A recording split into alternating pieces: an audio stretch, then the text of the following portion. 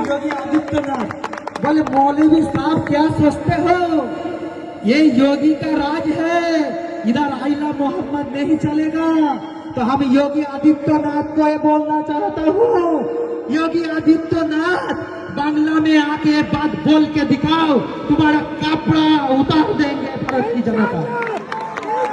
तुम्हारा তুমি মুসলমান বিরোধী কথা বলো, তুমি বিজেপি হয়ে কথা বলো, আপনাদের সামনে আল্লাহকে সাক্ষী রেখে খোদার কসম খেয়ে বলছি, খোদার কসম খেয়ে বলছি, আমি সালমান 100% দিতে রাজি আছি, গাদ্দারি করবো না ইনশাআল্লাহ। ইনশাআল্লাহ এই জন্য মেদিয়া পুরুষবাসী আপনারা ঐক্যবদ্ধ হন, আপনারা জালেমের বিরুদ্ধে গর্জে উঠুন।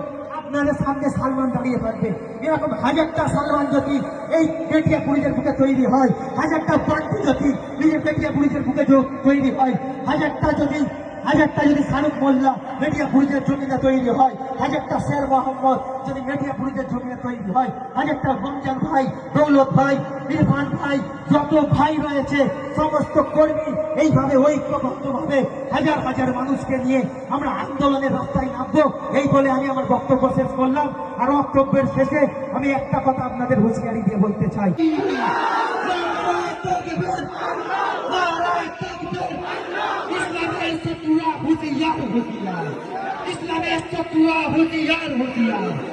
बीजेपी